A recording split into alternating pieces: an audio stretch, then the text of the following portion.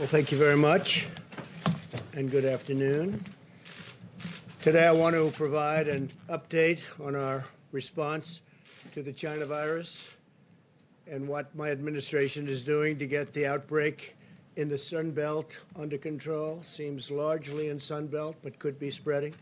My team is also working night and day with Capitol Hill to advance the next economic relief package. We're working very hard on it. We're making a lot of progress. I also know that both sides want to get it done.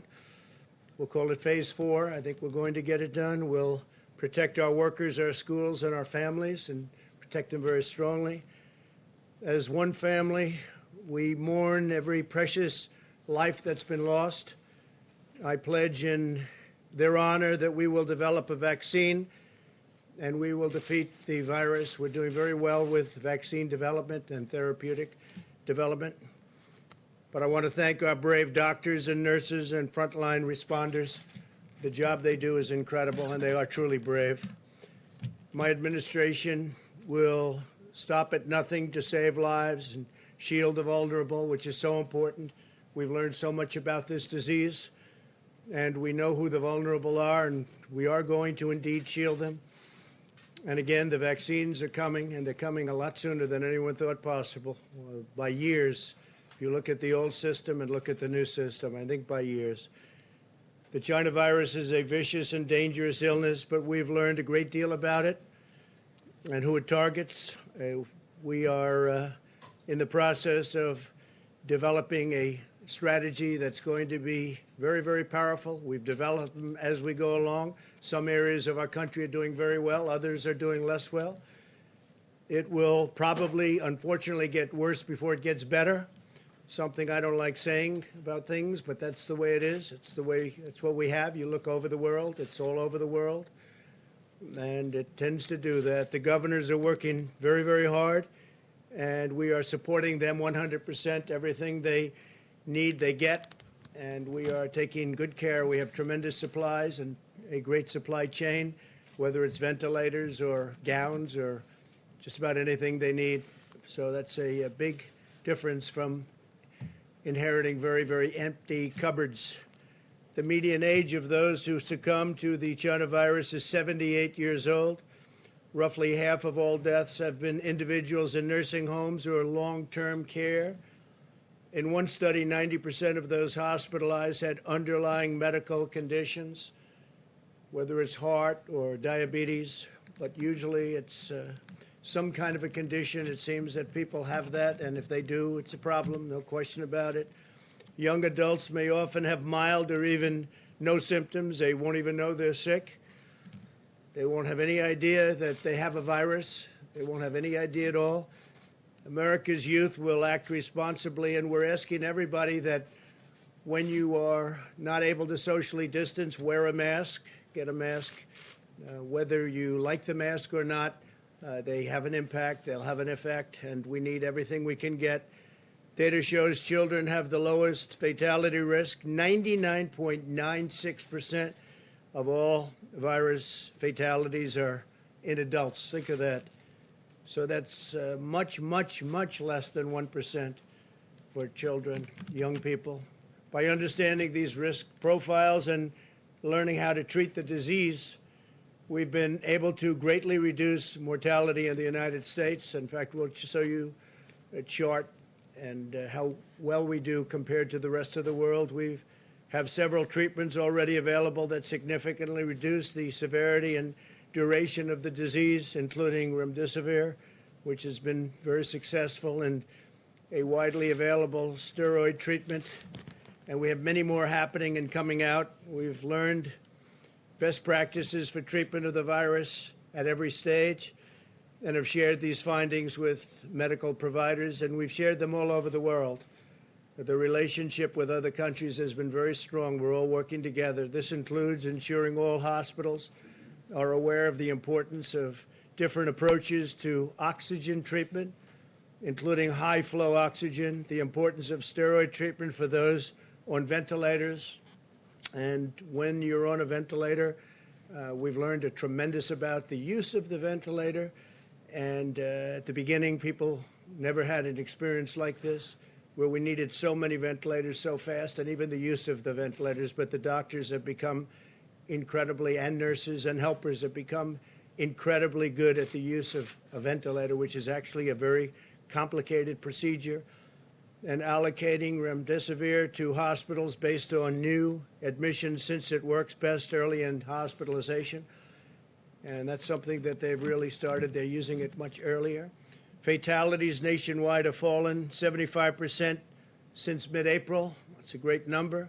As cases and fatalities rise in certain hard-hit states, which you're looking at right now, we're surging personnel, supplies, and therapeutics. We, again, have tremendous amounts of supplies. We are in very good shape, and we can move them quickly. Our case fatality rate has continued to decline and is lower than the European Union and almost everywhere else in the world.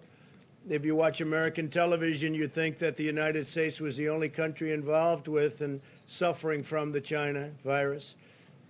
Well, the world is suffering very badly. But the fact is that many countries are suffering very, very, very badly. And they've been suffering from this virus for a long time. We've done much better than most, and with the fatality rate at a lower rate than most, it's something that we can talk about, but we're working again with them because we're helping a lot of countries that people don't even know about. I get calls all the time asking for help, especially as it pertains to the ventilators. They need help with ventilators. They have to get them. They're very hard to get. We're making thousands now a month, thousands of ventilators a month. It's been quite amazing. We keep doing the good job, and things will get better and better. We'll be putting up charts behind me showing different statistics and different rates of success, and I guess you could say also things that we can do better on. But you'll see them. They'll be put up as we go. In April, the average age of individuals who tested positive for the virus was over 50 years old. Today, the average age is significantly younger. Hospital lengths of stay are almost half of what they were in April. So the stays are about half. The rate of cases requiring hospitalization has been reduced, and mortality among those admitted to the hospital is nearly one half of what it was in April. We've learned a lot.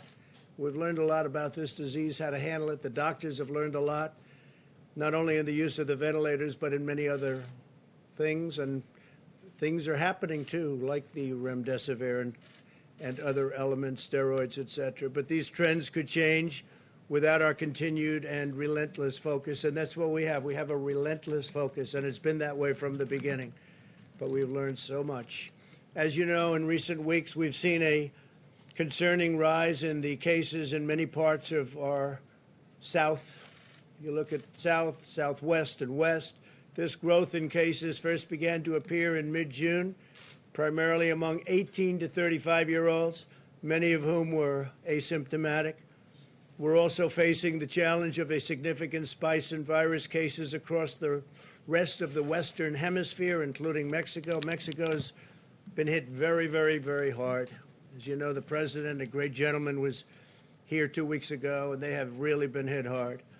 Because we've achieved a nearly four-fold increase in testing capacity in 2 months, we're successfully identifying more asymptomatic and mild cases. Some cases so mild that you really don't even treat them. Some cases with children where they don't even know that they're ill.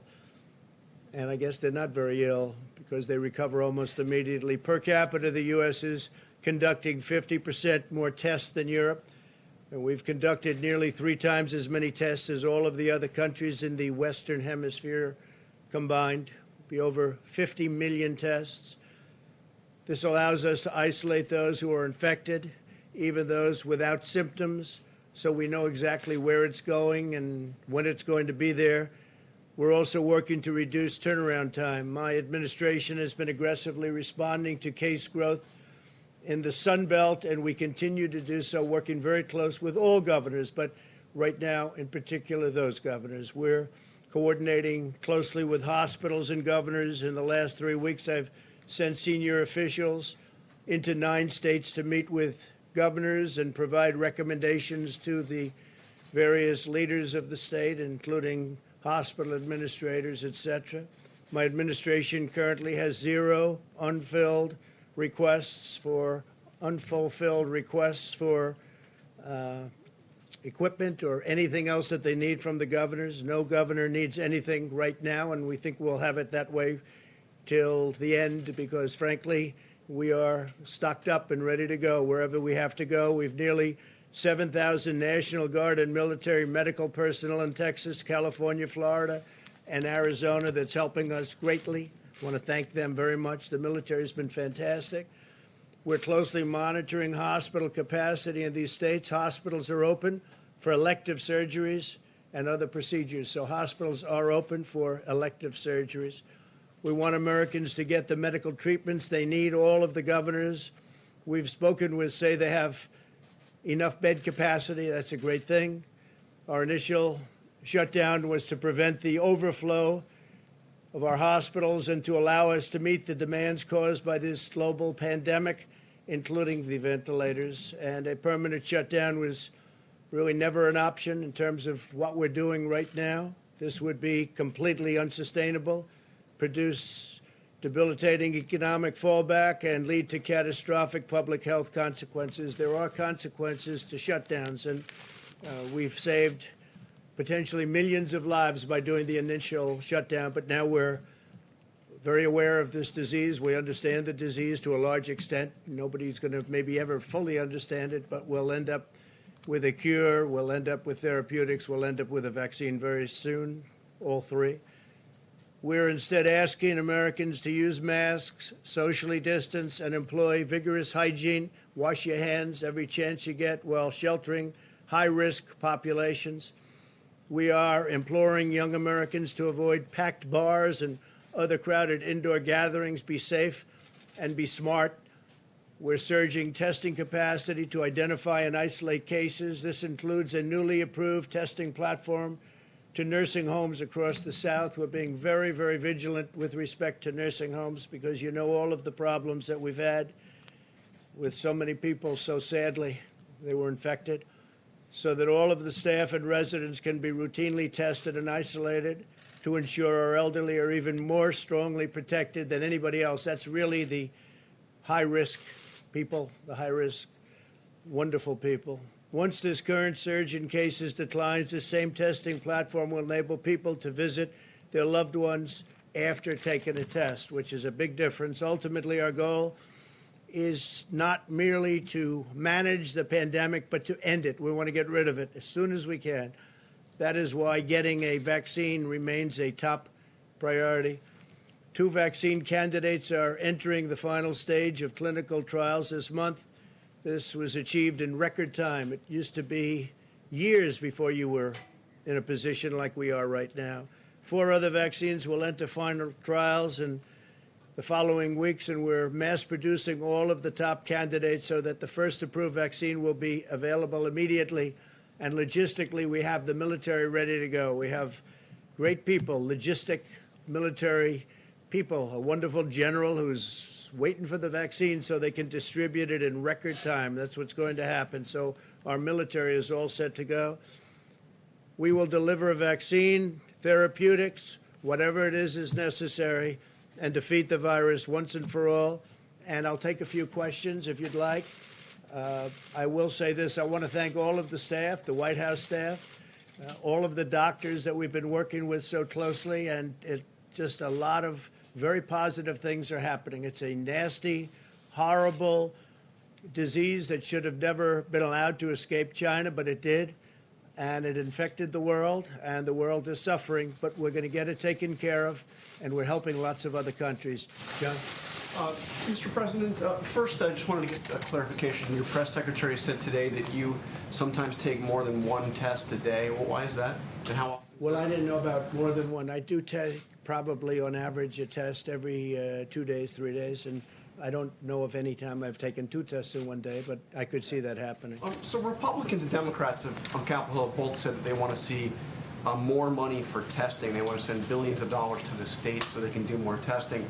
And you probably saw Mick Mulvaney the other day said that his kids, it took them a week to get test results back. He said this is simply inexcusable given where we are in the pandemic. Do you think we have a problem with testing in this country right now? Well, and are you in favor of more money for testing? We've done more testing by far than anybody. Some of the tests, because it is massive volume, it takes longer. Others of the tests, as you know, are very quick. They're 5 minutes and 15-minute tests, and those are, frankly, the ones that I prefer. But we're doing massive numbers, and the numbers are coming down. And as we go, as an example, there are thousands and thousands of kits being made right now, which give you a 15-minute and a 5-minute test. So we'll be able to get those numbers down. Those numbers are similar in other places. They're also doing massive numbers like nobody thought possible. But those numbers will be coming down. I agree. I think it's a good thing if we can do it. Are you in favor of more money for testing? Well, they're going to make a presentation to me tonight and tomorrow on that. And again, we're leading the world. I think the second country at 12 million, we're going to be over 50 million tests. Second country is India with 12 million. Then you have 7 million, 6 million, and 4 million. I think that we are doing tremendous amount of testing. But if the doctors and the professionals feel that even though we're at a level that nobody ever dreamt possible, that they would like to do more, I'm okay with it. Why are your doctors not with you here today? Where's Dr. Fauci, Dr. Birx? Well, Dr. Birx is right outside. Yes, please. Thank you, Mr. President. And I've got 2 questions for you, if that's all right. Number one, I just wanted to know, in November, do you want the American people to judge Could you you on speak up, please? Do you want the American people to judge you on the ballot in November by how you've handled this pandemic so far?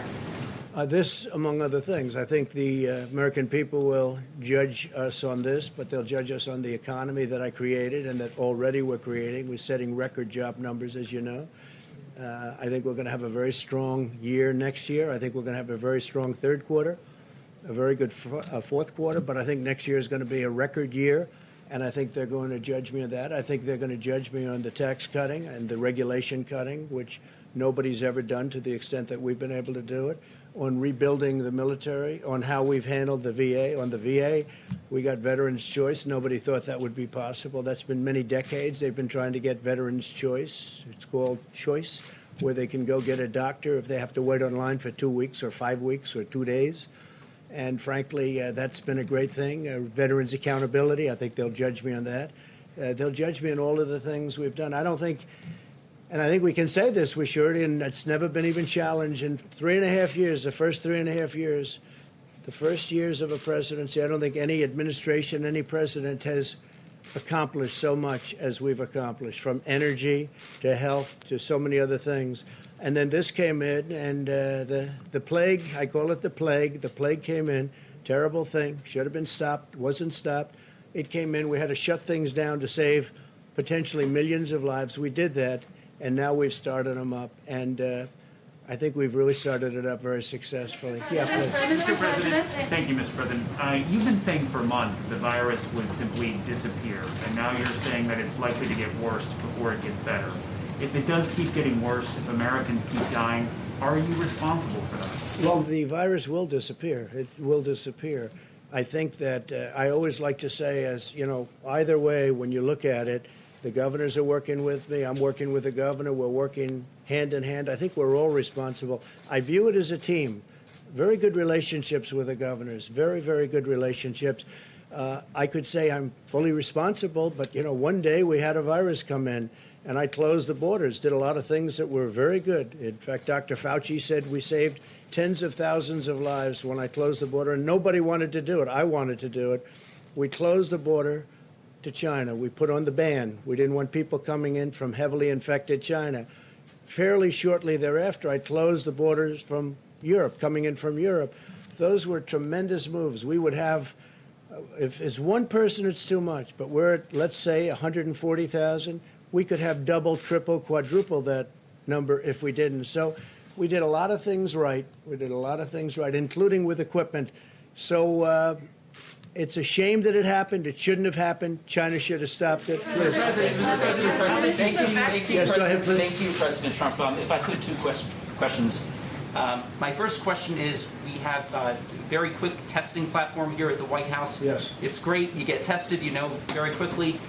Do you think that it would be easier to reopen and restart businesses if we could produce more of those machines? We're for trying to people? do that. Great question. We're trying very much to do that. So rather than sending your tests in and, it goes through the mail one day, comes back another day, no matter how they send them, it's a day and a day, so that's 2 days already wasted. And then if it spends by the time you get it back, it's 3 or 4 days if they do an efficient job. We're trying to get the testing on site. Thank you. I like it the best. And my follow-up, my second question, it's a little bit a different topic, but it's one that a lot of people are talking about. Ghislaine Maxwell is in prison, and so a lot of people want to know if she's going to turn in powerful people. And I know you've talked in the past about Prince Andrew, and you've criticized Bill Clinton's behavior. I'm wondering, do you feel that she's going to turn in powerful men? How do you see that working out? I don't know. I haven't really been following it too much. I just wish her well, frankly. I've met her numerous times over the years, especially since I lived in Palm Beach, and I guess they lived in Palm Beach. But I wish her well, whatever it is. I don't know the situation with Prince Andrew. Just don't know. Not aware of it. Mr. Yeah, President, please, go ahead. Mr. President. On unemployment insurance, how much below $600 are you willing to go? And you said that the economy is bouncing back strong, so why do we need to even cut it at all? Well, the economy is getting stronger, and I think we have a chance to have a very strong economy, especially if some of the things that I just spoke about work. We want to have people go back and want to go back to work, as opposed to be sort of forced into a position where they're making more money than they expected to make, and the employers are having a hard time getting them back to work. So that was a decision that was made. I was against that original decision, but they did that. It still worked out well because it gave people a lifeline, a real lifeline. Now we're doing it again. They're thinking about doing 70% of the amount. The amount would be the same, but doing it in a little bit smaller initial amounts so that people are going to want to go back to work, as opposed to making so much money that they really don't have to. But we were very generous with them. I think that it's been a tremendously successful program. The whole thing has been successful if you look. I mean, we're in a pandemic, and yet we're producing tremendous number of jobs. That was something that nobody thought possible. Okay, please. Mr. President, thank you very much. Yesterday you said that wearing a mask was an act of patriotism. If that is the case, why don't you do it more frequently? Well, I do actually do it when I need. I mean, I carry the mask when I have to go. I went into Walter Reed Hospital the other day. I have the mask right here, and I carry it, and I will use it gladly. No problem with it. And I've said that, and I say, if you can, use the mask. When you can, use the mask. If you're close to each other, if you're in a group, I would put it on when I'm in a group. If I'm in an elevator and there are other people with me, including like security people, it's not their fault. They have to be in the elevator. I want to protect them also. I put on a mask. I have no problem with the masks. I view it this way. Anything that potentially can help, and that certainly can potentially help, is a good thing. I have no problem. I carry it. I wear it. You saw me wearing it a number of times, and I'll continue. Please. Thank you, Can I President. ask a Thank quick you. follow-up? Go ahead, please. So are you sending mixed messages? So Thank you. yesterday you tweeted out an image wearing a mask, and then last evening we saw you not wearing a mask at your hotel. Well, I don't know the hotel. I was pretty far away from people, but I would say this. I've explained it, I think, very well. If you're close together, I would put on the mask. And if you're not, I would say that if you're, for instance, I'll see, like here, you've been all tested, I've been tested. Oftentimes I'll be with people that are fully tested, I've been tested. In theory, you don't need the mask. I'm getting used to the mask. And the reason is, think about patriotism. Maybe it is, it helps.